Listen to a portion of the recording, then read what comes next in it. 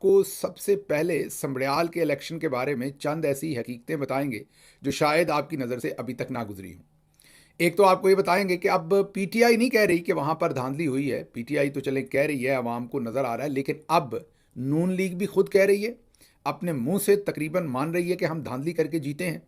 और peoples party तो अललान press conference करके कह रही है कि ना हमें वोट पड़ा है, ना नून लीग को वोट पड़ा है, यहाँ पर सिर्फ वोट पीटीआई को पड़ा है। उसके बावजूद नून लीग की कैंडिडेट को फॉर्म 47 पर जताया गया है। फिर कुछ अहम एविडेंस आपके सामने लेके आएंगे कि आप देखेंगे कि फॉर्म 47 कैसे बने या बनाए गए और चुराए गए।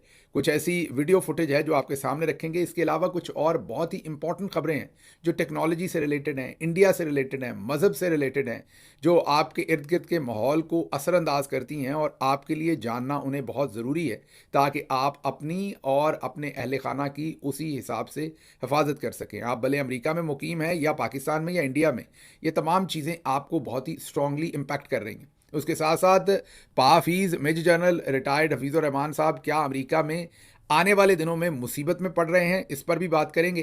पहले चलते हैं सीधा समड़याल इलेक्शन। मैंने आपको कहा कि वहाँ पर ये तो आप सबको अया हो गया कि वहाँ पर खुल के धांधली हुई। पाकिस्तान तहरीक इंसाफ के वहाँ पर जो कैंडिडेट थे वाज़ेह अक्सरियत से जीते, लेकिन फिर इलेक्शन छीन लिया गया। वो कैसे छीना गया उस पर हम काफ़ी बात कर चुके, मज़ीद भी कुछ सबूत आपको बताएंगे। लेकिन अब आपके सामने सबसे पहली चीज़ रखते हैं जहां पर आपके डिफेंस मिनिस्टर ने सीधा सीधा अक्यूज़ कर दिया है फील्ड मार्शल को और पाकिस्तान की फ़ौज को। उन्होंने इलेक्शन जीतने का सारा क्रेडिट ही फ़ौज को दे दिया। किया तो उन्होंने ठीक है, किया उन्होंने इसलिए ठीक है कि उनकी मरहून मिन्नत ही तो ये जीत रहे हैं, वरना इनको कौन वोट डाले इनको भी पता है। ये मैं नहीं कह रहा, ये अब पीपल्स पार्टी के लोग खुद से कह रहे हैं जिनकी स्टेटमेंट्स की तरफ मैं चलता हूं। लेकिन पहले ख्वाजा आसिफ का ये ट्वीट देखिए जिसमें वो आज की जीत पाकिस्तानी फ़ौज के नाम कर रहे हैं। करनी भी बनती है, क्योंकि अगर वहाँ से फॉर्म 47 और 45 और जैसे ख्वाजा साहब खुद रेहाना डार साहबा से हार गए थे और उनको जैसे फिर नतीजा बदल कर जितवाया गया, ना जितवाया जाता तो आज ख्वाजा साहब ना असम्बली में होते और ना ही डिफेंस मिनिस्टर होते। तो बिल्कुल यहाँ उन्होंने सिर्फ एक हिफ्ज़ मातकद्दम लफ्ज़ फ़ौज इस्तेमाल किया है। करना तो सीधा सीधा फील्ड मार्शल चाहिए था, क्योंकि फील्ड मार्शल साहब ने वो इलेक्शन भी इन्हें जितवाया था और अब का भी जितवाया। लेकिन कम अज़ कम ख्वाजा साहब ने ये नेकी की है कि कोई पर्दा नहीं रहने दिया। अब खुलकर ये कह दिया है कि ये सारा काम जो है, ये सारी जो महफिल है, ये अब फील्ड मार्शल साहब ने लगाई है। तो खुल के मतलब काम खुलता जा रहा है, आहिस्ता आहिस्ता हौसले भी खुलते जा रहे हैं। जो इसको पंजाबी में एक लफ्ज़ होता है चाका ओला, वो भी ख़त्म होता जा रहा है।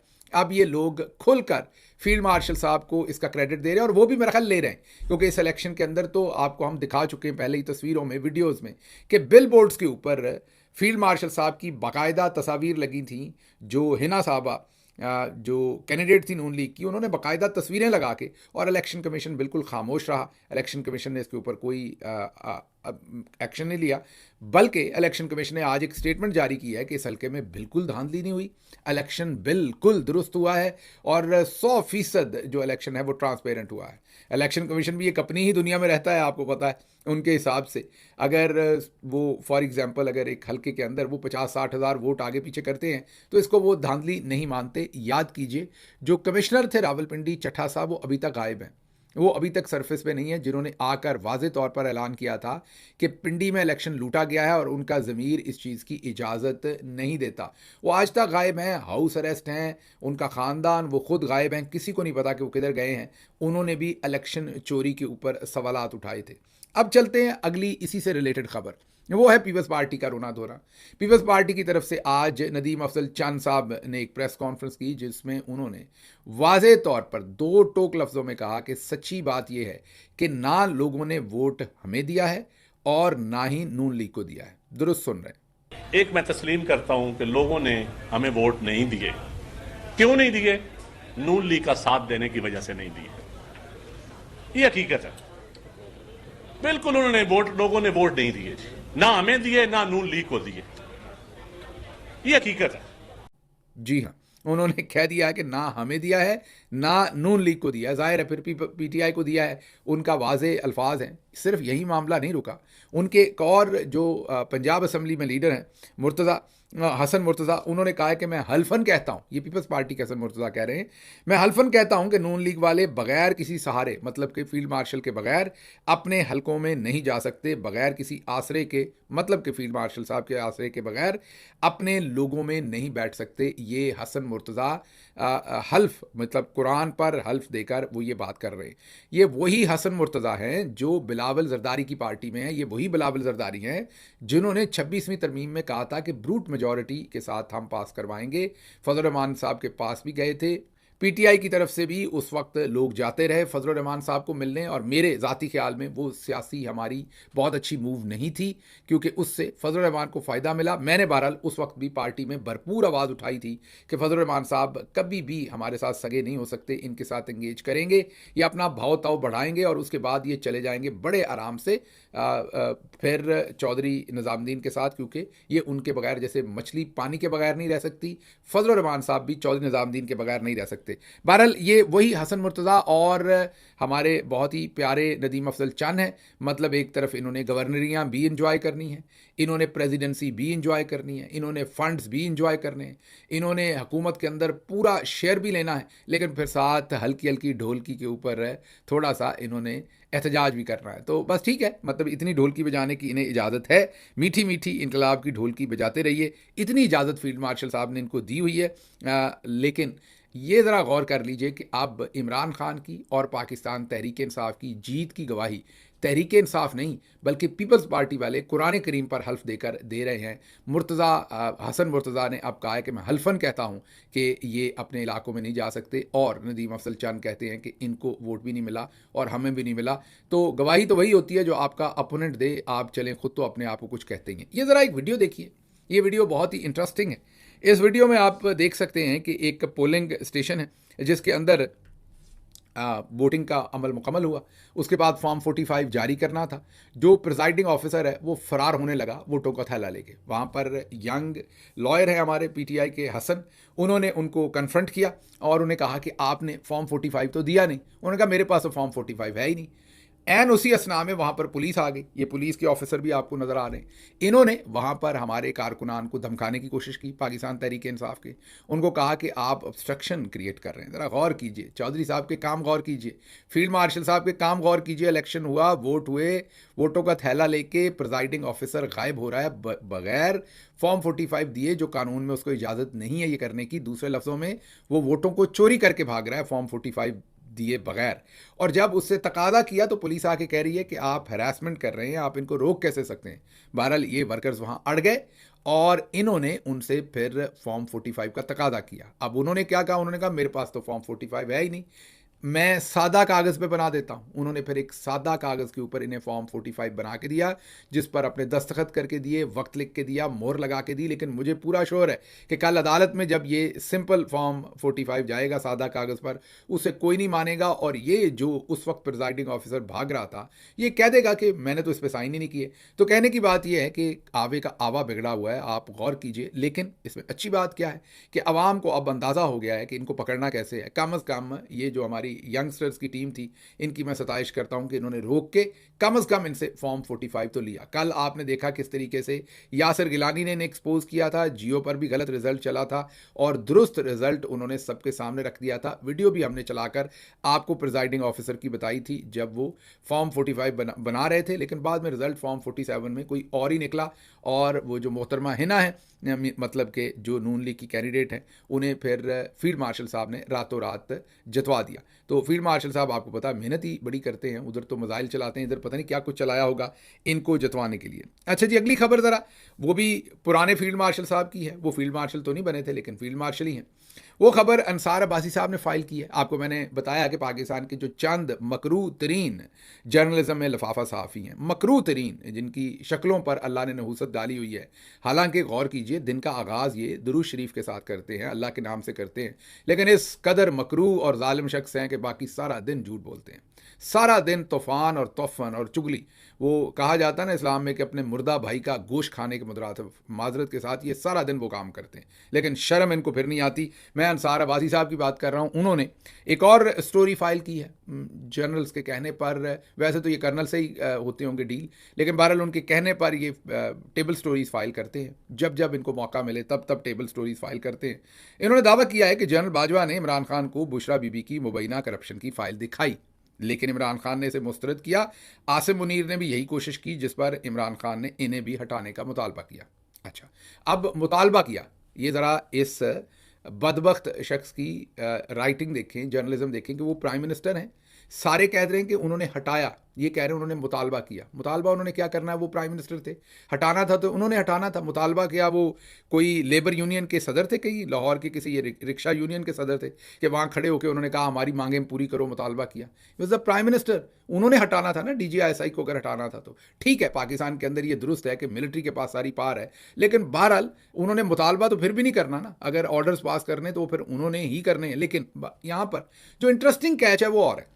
कैच ये है कि जनरल बाजवा ने इमरान खान को बुशरा बीबी की करप्शन की फाइल दिखाई। अब इनसे कोई पूछे कि जनरल बाजवा साहब ने जाके फाइल क्या दिखानी थी, अपनी शक्ल ही देख लेते आईने में, अपने वो जो समधी हैं उनको देख लेते, अपने आप को देख लेते। अपनी जो रातों रात उनकी 12 अरब की प्रॉपर्टी में इजाफा हो गया, जिसका जवाब देने की बजाय सहाफ़ियों को उल्टा अरेस्ट कर लिया। अहमद नौरानी और उनके पूरे साथियों ने स्टोरी फाइल की थी, बाकायदा FBR के डॉक्यूमेंट सामने रखे थे कि कैसे रातों रात उनकी बीवी की प्रॉपर्टी के अंदर 12 अरब रुपए का, बीवी और अहले खाना की प्रॉपर्टी में 12 अरब रुपए का इजाफा हुआ। ये वो एक चीज़ है जो इन्होंने डिक्लेयर की, जो सामने आ गई। अभी बेनामी क्या कुछ होगा, कितना माल खाया होगा, कितनी करप्शन की होगी। मतलब इस कदर जो शख्स खुद करप्शन में दसा हुआ हो, उसने जाके इमरान खान को फाइल दिखानी थी, अल्लाह की शान है। उसके बाद आसिम मुनीर साहब ने जी फाइल दिखाई। अच्छा, एक तो आसिम मुनीर साहब रिटायर्ड होंगे तो इनके भी कसीदे सामने आ जाएंगे, किस्से सामने आ जाएंगे कि इन्होंने कितनी करप्शन की है या नहीं की। अभी जुमा 8 दिन गुजर लेने दें, ये सब कुछ ये भी सामने आ जाएगा। लेकिन इस टाइम चलें, कम अज़ कम एक तकाजा तो कर लीजिए अंसार अब्बासी साहब की, वो जो फाइल थी जो आसिम मुनीर साहब ने जाकर इमरान खान को बुशरा बीबी की दिखाई थी। 3 साल हो गए आसिम मुनीर साहब को, ये अभी नवंबर में 3 साल पूरे हो जाएंगे और उनकी मुद्दत मुलाजमत पूरी हो जाएगी, जो वैसे तो पूरी हो गई थी। रिटायरमेंट के बाद उन्हें ये एक्सटेंशन में ही आर्मी चीफ वो बने थे, लेकिन चले ये 3 साल पूरे हो जाएंगे, अभी तक वो फाइल किधर है? वो आपको ही दे दें, भले आप टाउट हैं, टेबल स्टोरी करते हैं, लेकिन चलें वो आपको ही दे दें, वो फाइल आप ही पब्लिश कर दें। मतलब कि ये कहना कि वो फाइल मौजूद है लेकिन वो फाइल देना ना, और 3 साल पूरे गुजर जाने, मतलब कि अभी तक वो फाइल नहीं मिल रही। हमने फाइल दी थी जी, वो बुशरा बीबी की करप्शन की फाइल हमने दी थी, लेकिन वो फाइल अब हमारे पास नहीं है, अब वो गुम हो गई, अब उसे जिन उठा कर ले गए कहीं। तो भाई अगर बुशरा बीबी ने करप्शन की थी आपके बकौल, तो जाहिर है करप्शन हवा में तो नहीं की, कुछ लोगों के थ्रू की होगी। वो लोग किधर हैं सारे जिनसे पैसा लिया, जिनसे रिश्वत ली, जिनको दी? आप कहते थे कि पूरे पंजाब के अंदर, जी हाँ, पूरे पंजाब के अंदर आप कहते थे कि जो ब्यूरोक्रेट्स हैं उनको पैसा देकर लगाया गया, और वो रिश्वत जो है वो बुजदार के थ्रू बुशरा बीबी ने ली। अभी तमाम वही तो ब्यूरोक्रेट आपने लगाए हुए हैं। जो हमारा additional secretary, chief secretary south Punjab था और सेक्रेटरी हेल्थ था, वो तो आपने अब चीफ सेक्रेटरी लगाया हुआ है अपना। आपने क्या, फील्ड मार्शल साहब ने लगाया हुआ है।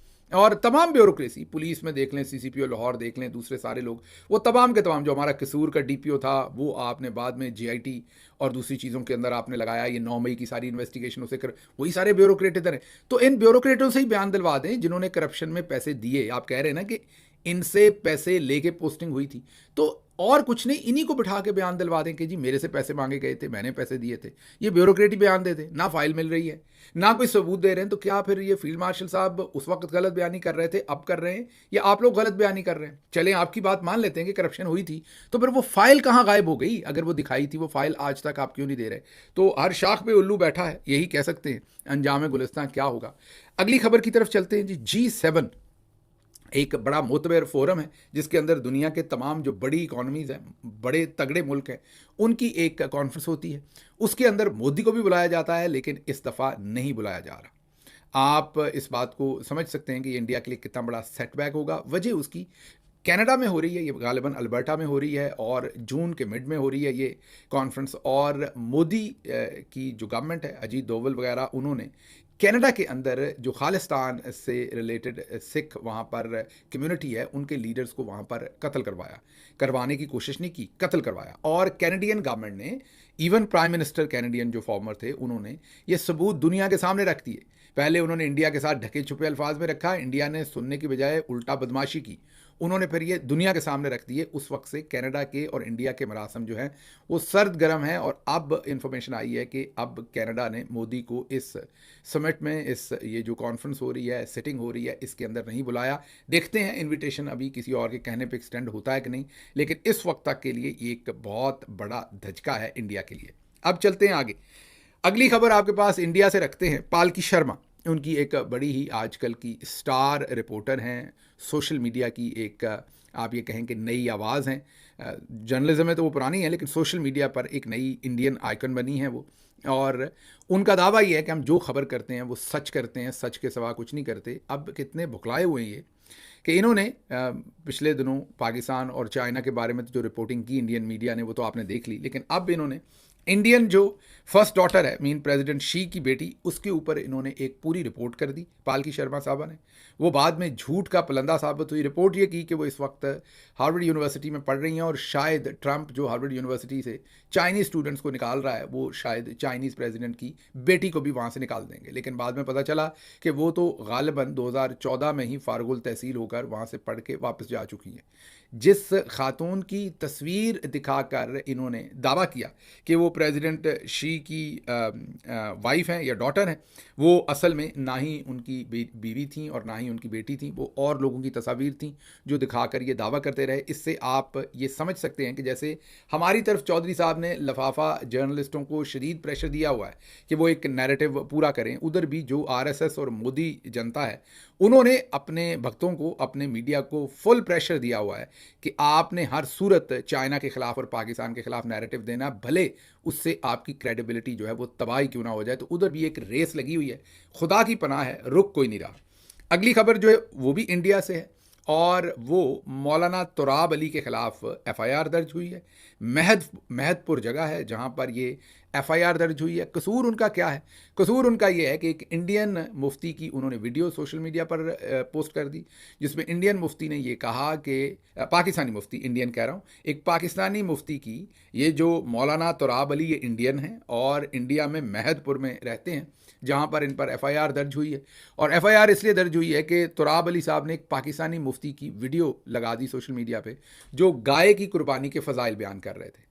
अब वहाँ क्योंकि गौ माता है, गाय को स्लॉटर नहीं करने देना, वहाँ पर ये एक मुहिम चलाई हुई है आरएसएस वालों ने। हालांकि बार बार आपको बता रहा हूँ कि पूरी दुनिया में जो बीफ के one of the largest exporters हैं उनमें एक इंडिया भी है, लेकिन मुसलमानों को ये काम नहीं करने देना। एक्सपोर्ट जितनी मर्जी करें बाहर, वहाँ गौ माता की रक्षा नहीं करनी। तमाम लोग ये उसमें इन्वॉल्व है। बहरहाल अब उनके खिलाफ एफआईआर दर्ज करवा दी गई है, इन्वेस्टिगेशन हो रही है, और कहा है कि इन्होंने जो डिफरेंट कम्युनिटीज़ हैं, मीन मज़ाहब हैं, उनके दरमियान जंग करवाने की साजिश है मौलाना तुराब अली की। देखते हैं मौलाना तुराब अली के साथ क्या बनता है। ये मनोज प्रजापत हैं जिन्होंने ये वीडियो साइबर उनके सेल को दिया और इनके ऊपर मुकदमा करवाया। आगे चलते हैं। अब दो खबरें, एक पाकिस्तान से और एक इंडिया से, और आपको अंदाज़ा होगा कि जो कॉलोनियल माइंडसेट है वो यहाँ पर और वहाँ पर किस तरह एक ही तरह से काम कर रहा है। ये बेंगलोर की कहानी है, जहाँ एक रिक्शे वाले के मुंह पर एक खातून जूते मार रही है। जी हाँ, जूतों से उसके मुंह की पिटाई कर रही है, और उसका वो आगे से फिल्म बना रहा है। मेरा ख्याल वो सबूत इकट्ठा कर रहा है कि मेरे साथ ये ज़्यादती हो रही है, लेकिन वो खातून जो है कि वो रुक नहीं रही, और बिल्कुल अज़मा बुखारी की तरह उनकी ज़ुबान भी चल रही है, और वो उसकी पिटाई भी बेचारे की कर रहे हैं। और उसके साथ ही बाद में जब पुलिस के अंदर इन्वेस्टिगेशन में चीज़ें जाती हैं, सोशल मीडिया पर शोर मचता है, तो फिर ये खातून माफ़ी मांगती हैं, कहती हैं मैं प्रेग्नेंट हूँ और मेरे से गलती हुई है, मेरे पाँव पर से रिक्शा चला दिया था, इसलिए मैंने उसके मुंह पर जूते मारे। ये तो इंडिया की कहानी है। यहाँ पर कदरे ये खातून भी लोअर मिडिल क्लास से लगती हैं और अपनी कोई रोज़ी रोटी के लिए बाहर निकली लग रही हैं। दूसरी तरफ पाकिस्तान की कहानी सुनिए। पाकिस्तान में हमने कल भी आपके सामने ये खबर रखी थी, सलमान फारूकी नामी बाअसर शख्सियत ने मोटरसाइकिल सवार के ऊपर तशद्दुद किया। मोटरसाइकिल सवार की बहन जो है वो हाथ जोड़कर पाँव पड़कर माफ़ियाँ मांगती रही बरसरे बाज़ार सड़क के अंदर।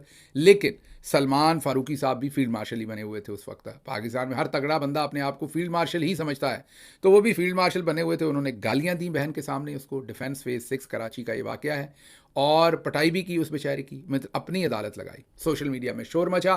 बिलावल जरदारी ब्रूट मेजॉरिटी वाले साहब की हुकूमत है सिंध में, तो आखिरकार सिंध पुलिस ने इनको गिरफ्तार कर लिया। जब सिंध पुलिस ने इनको गिरफ्तार किया, तो उसके बाद सिंध पुलिस की गिरफ्तारी के बाद ये मामला अब ज़ाहिर है अवाम ने जब एहतजाज किया तो इनको उठाकर डाल दिया गया हवालात के अंदर। जब इनको हवालात के अंदर डाला गया तो आप ये ज़रा तस्वीर सिर्फ देख लीजिए कि हवालात की कुंडी भी खुली हुई है और उसके ऊपर कोई ताला नहीं लगा हुआ, और जनाब के जो कपड़े हैं वो इस तरीके से कड़क इस्त्री हुए हुए हैं कि ऐसा लग रहा है कि मतलब अभी ऑफिस की चेयर से उठ के यहाँ खड़े हुए हैं। और हवालात के अंदर खड़े भी कहाँ हुए हैं, दरवाजे के बिल्कुल करीब। सारी चीज़ आप देखें तो आपको ये लगता है कि ये सिर्फ तस्वीर लेने के लिए दरवाज़ा खोल के उन्हें अंदर खड़ा किया गया। कुंडी तक नहीं लगाई गई, आप तस्वीर में देख सकते हैं, ताला तक नहीं लगाया गया, सिर्फ अंदर खड़े हुए हैं कड़क कपड़ों के अंदर। फिर मजीद शोर मचा, लोगों ने मजीद शोर मचाया, इस पर बेइज्जती की तो एक नई तस्वीर जारी की गई जिसमें उन्हें हथकड़ियाँ लगाई गई, शर्ट ज़रा जो टक की हुई थी वो बाहर निकाल दी गई, बटन ज़रा थोड़े बाल शालों में हाथ मार दिया गया कि ज़रा अपना हुलिया कर लें। ये मजाक हो रहा है, ये वो मजाक है ये फील्ड मार्शल और अशराफिया पाकिस्तान के साथ और पाकिस्तान की आम आवाम के साथ कर रहे हैं। मुझे यहाँ से इजाज़त दीजिए। अल्लाह आपका हामी और नासिर हो। पाकिस्तान जिंदाबाद।